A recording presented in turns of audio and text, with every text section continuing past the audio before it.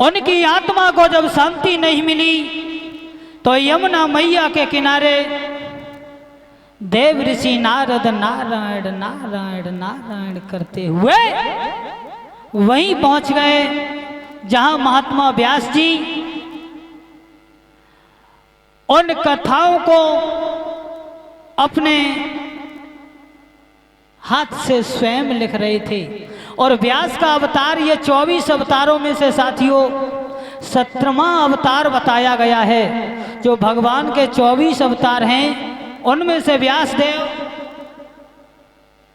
17वां अवतारी हैं। इधर धीरे धीरे जब 4 वेद 6 7 17 प्राण लिख दिए, लेकिन उनकी आत्मा को शांति नहीं मिली। जब शांति नहीं मिली तो उसी समय यमुना मैया के किनारे देव ऋषि नारद आए नारायण नारायण नारायण करते हुए। उसी समय महात्मा वेद व्यास जी ने दोनों हाथ जोड़े और कहा, मुनि श्रेष्ठ आप तो बड़े पवित्र हैं, लेकिन हमें ये बताओ अभी तक हमने एक क्षण का समय नहीं लिया, एक पल मात्र का समय नहीं लिया। लिखते लिखते 4 वेद 6 शास्त्र 17 पुराण लिख दिए, लेकिन हमारी आत्मा को मुनिवर शांति नहीं है, शांति नहीं है। इसका क्या कारण है? तो महात्मा नारद कहने लगे हैं महाराज व्यास देव से, महाराज अभी तक आपने सब कुछ लिखा, सब कुछ लिखा, लेकिन बोले हैं व्यास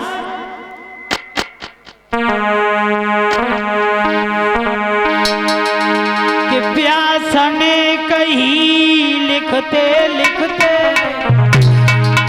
और हमने क्षण भर दम लिया नहीं, और फिर भी आत्मा ये कहती है अब तक तुमने कुछ किया नहीं।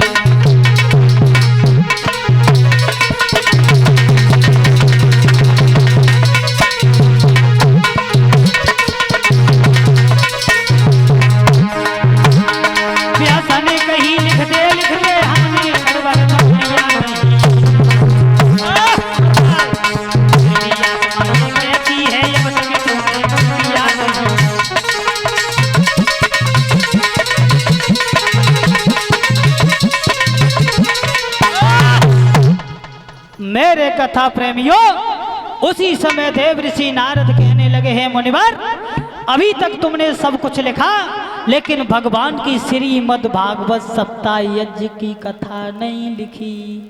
आत्मा में शांत मिले कहां से?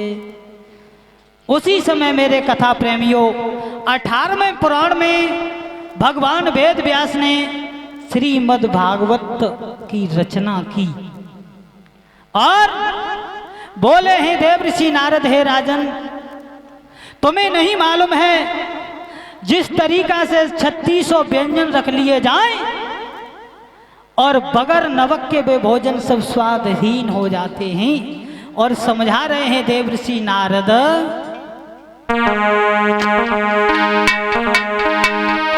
भोजन में स्वाद बढ़ाने को और ऋषियों पदार्थ बनाए हैं, पर बिना नमक के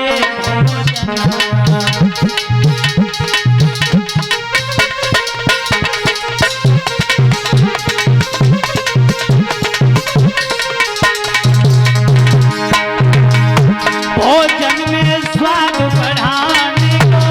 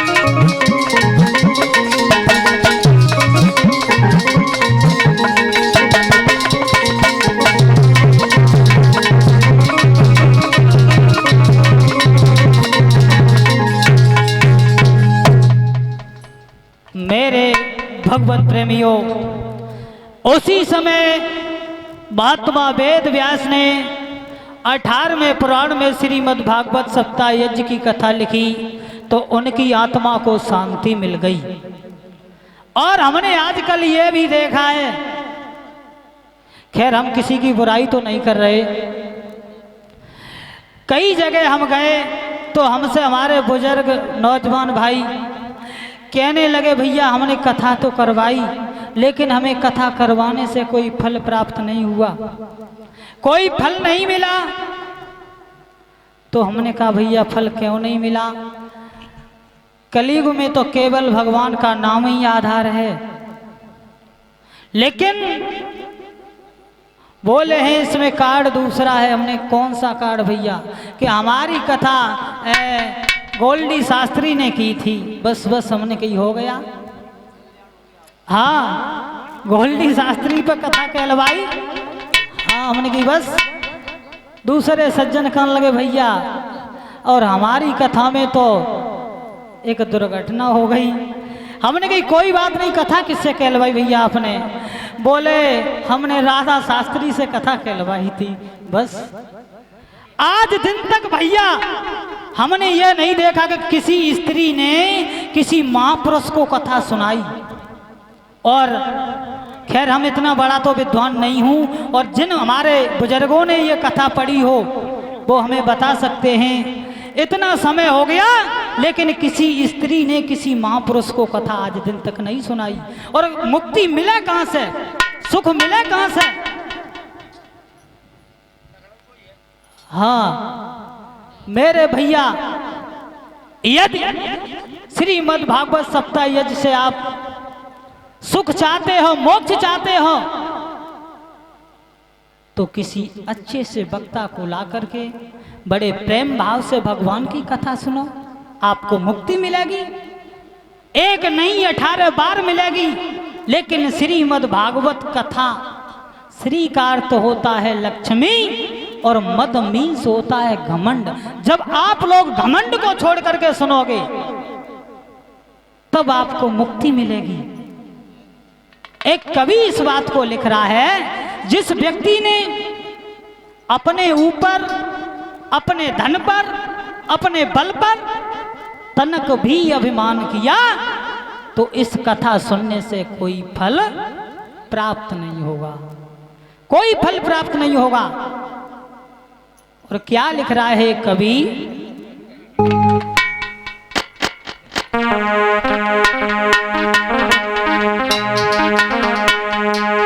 कुछ लोगों के तो भाव ही अलग हैं। और बोला है कौन से भाव हैं? कि कुछ लोग इसलिए आते हैं अमरपाल और देखें शास्त्री जी कैसे हैं, हरे जे गोरे हैं या कारे हैं, किस तर्ज में कथा को कहते हैं।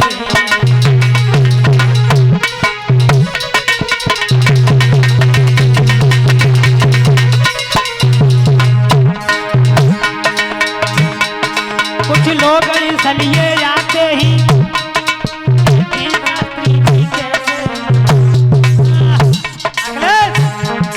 ये गोरे हैं हमारे हैं, ये गोरे हैं हमारे हैं, किस तरज में कथा को कहते हैं।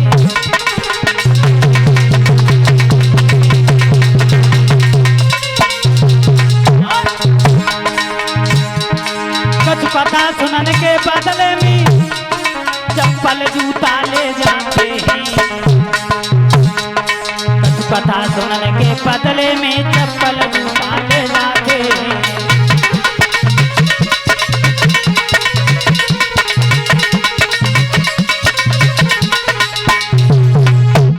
खैर हम अपनी बहनों से ये क्षमा चाहूँगा कि हम देखो बुराई किसी की नहीं कर रहे। जो बात हमने पढ़ी वो आप लोगों को सिर्फ बता रहे हैं। आप ये न समझना कि भैया जी हमारी बहनों की बुराई कर रहे, बिल्कुल नहीं। और भला हम बुराई करेंगे काहे को, हम कुछ ले तो लो नहीं, लेकिन जो बात है यथार्थ है वो हम आप लोगों को बता रहे हैं। धीरे धीरे मेरे भैया इधर भगवान की कथाएं जब और आगे की ओर बढ़ी हैं तो महाराज परीक्षित एक दिन घोड़ा पे सवार होकर के और वन में शिकार खेलने के लिए गए। तो वो समय कौन सा था?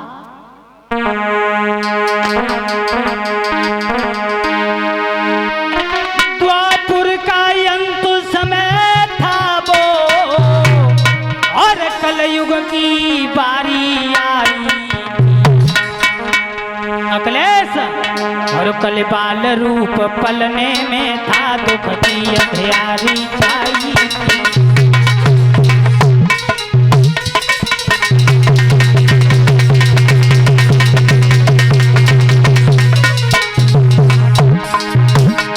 द्वापुर का अंत समय था वो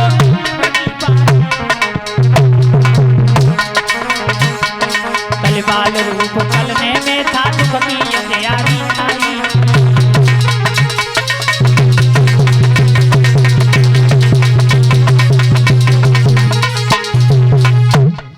मेरे भैया द्वापुर का अंत समय था और कलयुग की बारी आई। और कलयुग में ज्यादा नहीं, और कलयुग के आए हुए ज्यादा समय नहीं हुआ है, केवल 5115 वर्षें हुई है अभी। और जिस समय कलयुग बाल रूप पल्ले में खेल रहा था उसी समय घोर अत्याचार होने लगे, मंदिर टूटने लगे, दीवारें टूटने लगी, कई भगवान का हवन यज्ञ नहीं हो रहा। मेरे भैया दशाई कुछ और बदल गई। धीरे धीरे एक दिन महाराज परीक्षित जो है वो घोड़ा पे सवार होकर के वन में शिकार खेलने के लिए गए। इधर महाराज परीक्षित देख रहे हैं सामने से एक गाय और उसके पीछे एक बैल और उसके पीछे एक काला कलूटा चांडाल। वो गाय पर और उस बैल पर जब अपना मूसल चलाता है तो भूमंडल कांप जाता है, कांप जाता है। गाय रो रही है, धर्म चिल्ला रहा है कि ऐसा कौन हो जो मेरी लाज बचाने आए, धर्म के नाम पर बलिदान चढ़ाने आए। और जब ये बात महाराज परीक्षित ने सुनी उसी समय ललकार करके कहने लगे हैं, ए मूर्ख, तू कौन है जो बगैर मतलब में इस गाय और बैल को मार रहा है? तो मेरे भैया महाराज परीक्षित से कलयुग तो नहीं बोल पाया। तब तक गाय ने दोनों हाथ जोड़े और कहा, श्रीमन मैं गाय नहीं हूं, मैं पृथ्वी हूं। सतयुग त्रेता द्वापुर में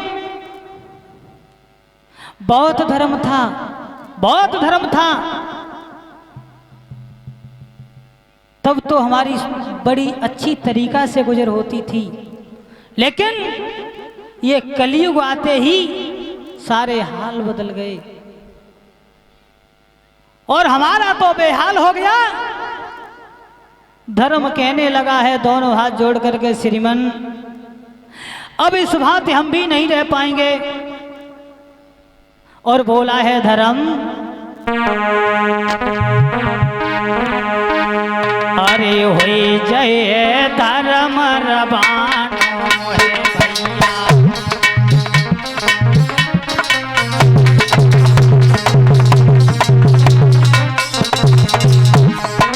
बोला होई जय धर्म रबान है, बीते को जोहर खानो है भैया।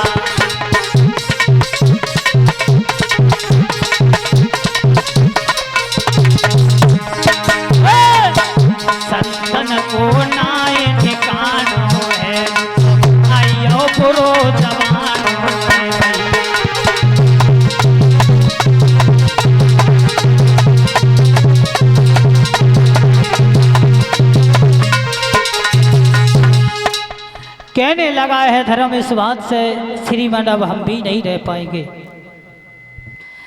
धीरे धीरे धर्म कहने लगा सतयुग में हमारे 20 चरण थे और त्रेता आते ही 16 चरण रह गए हमारे,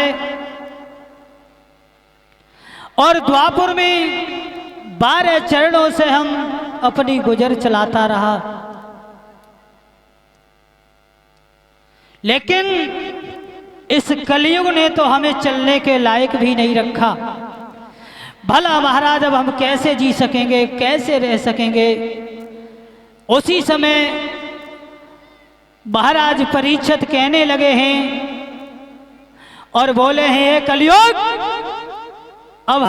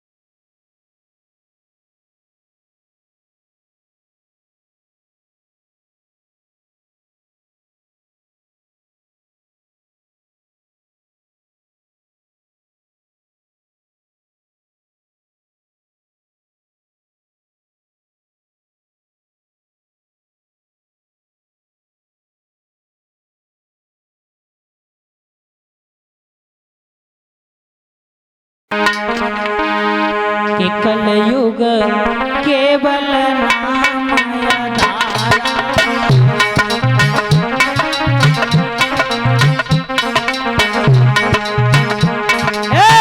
कलयुग केवल नाम आधारा। सीता राम जी की हो, राजा राम जी की हो, सीता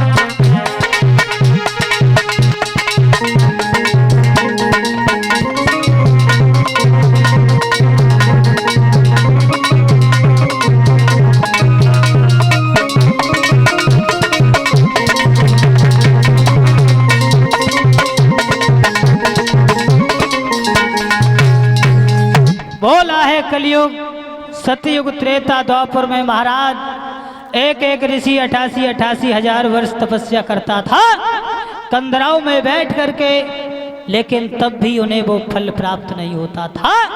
लेकिन हमारे युग में ऐसा कुछ नहीं है, केवल एक बार मुंह से राम कहो और आराम मिलेगा। बोले महाराज परीक्षित ये तो बात ठीक है खैर तुम्हारी, और बताओ।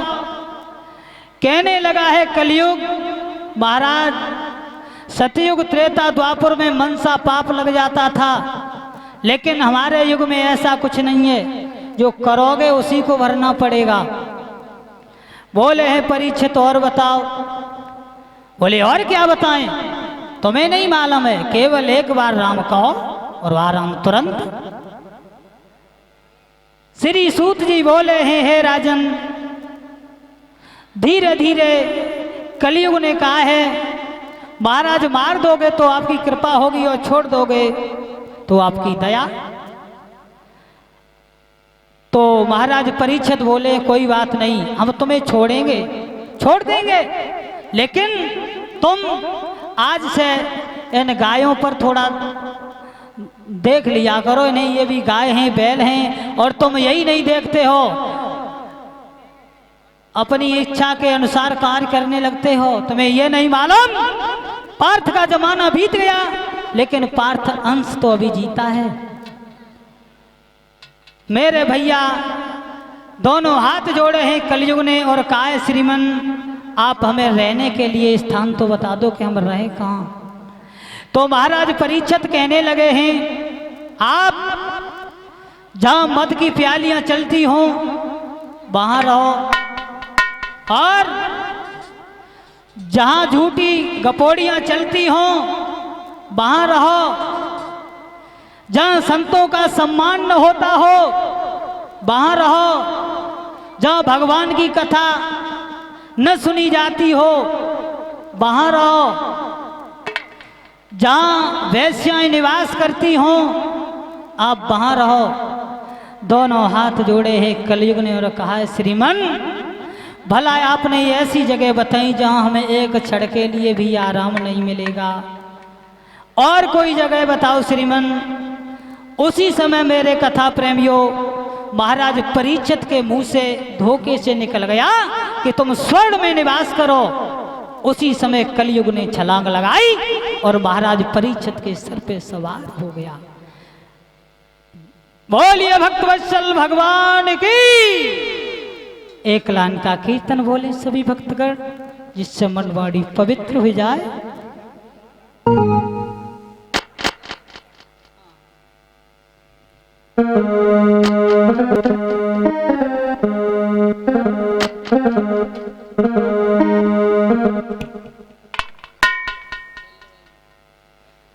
और इसी बीच में शिवम कुमार 100 रुपये शास्त्री हमारे लिए यानी और 20-20 रुपये हमारे समस्त स्टाफ के लिए दान कर रहे हैं। तो भगवान से कामना करेंगे कि भैया जी के हाथ हमेशा धर्म के कार्य में अक्सर होते रहें, समाज में सम्मान पाते रहें और सदा सदा इनकी यश कीर्ति स्वर्ग में फौराती रहे। और ज़्यादा नहीं, केवल एक लाइन शिवम भैया जी के लिए।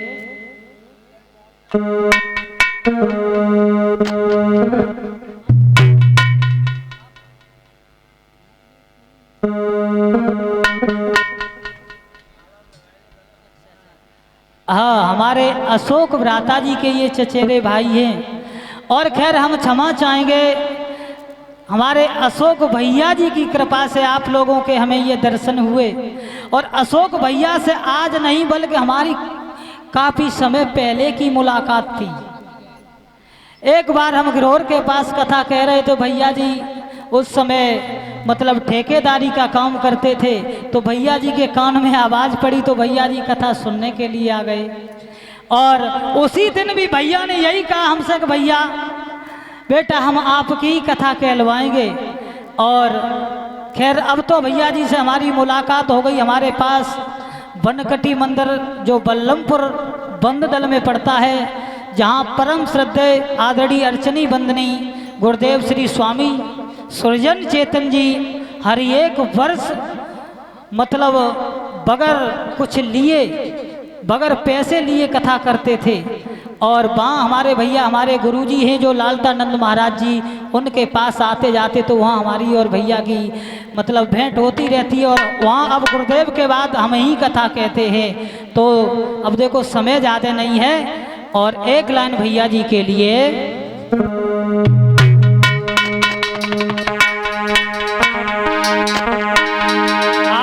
बरनी हुई गई शिव भ्रात की, बीरन ध्यान बिसर न जाए।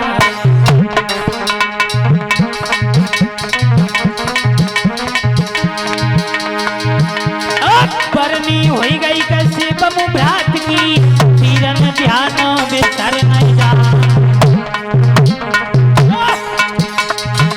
अरे राजेपुरा की पवित्र भूमि में मानो शेर ले ही अवतार।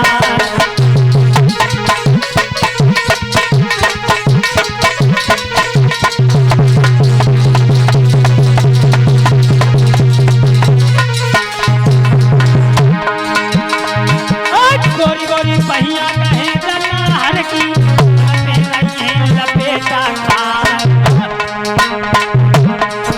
अरे बात कत पे तबती बती और बिजली सी चमकी चमकी रह जाए।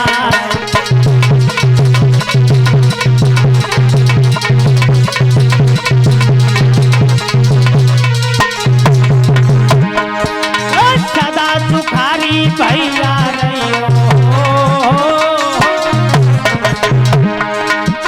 सदा सुखारी भैया रहियो, रक्षा करे भगवती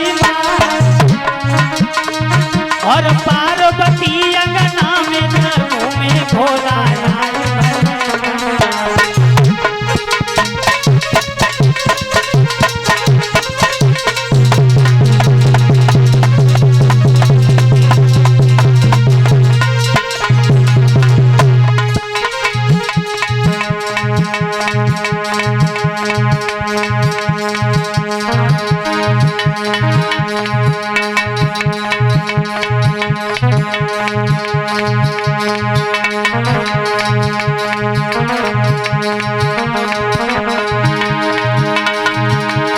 बरनी भई दीपू भैया की, राजेपुरा के सौजी के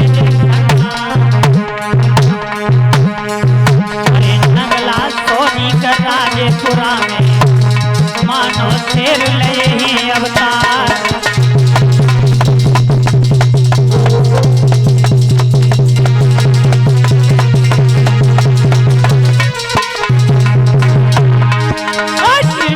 मान हमारो राखो तो राखे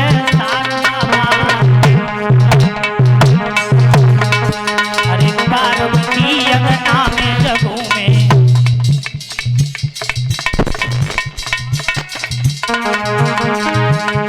पार्वती अंगना में जगू में और भोलानाथ भरे भंडार।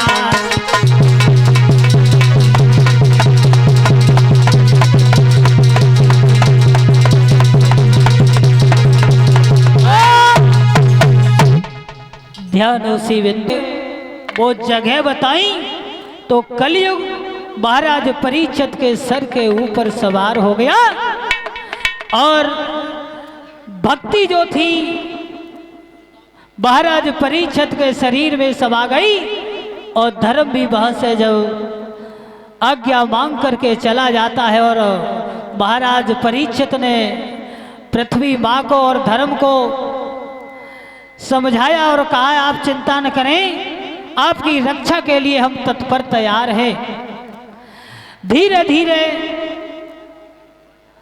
महाराज परीक्षित के ऊपर जब कलयुग सवार हो जाता है, इधर वन में जब महाराज परीक्षित और आगे की ओर बढ़े तो देखा है सामने से महात्मा लोमहर्ष ऋषि और समाधि लगाए हुए बैठे हैं। इधर सारे दिन के थके हुए महाराज परीक्षित पानी के काट पानी की तलाश में महात्मा लोमस ऋषि के आश्रम में पहुंचे। इधर महाराज लोमस ऋषि ने महाराज परीक्षित की तरफ देखा भी नहीं। जब देखा नहीं तो महाराज परीक्षित जो थे वो सम्राट राजा थे और कहने लगे हैं आज दिन तक हमारा किसी ने अपमान नहीं किया, लेकिन इस बूढ़े से ब्राह्मण ने हमारी तरफ देखा भी नहीं।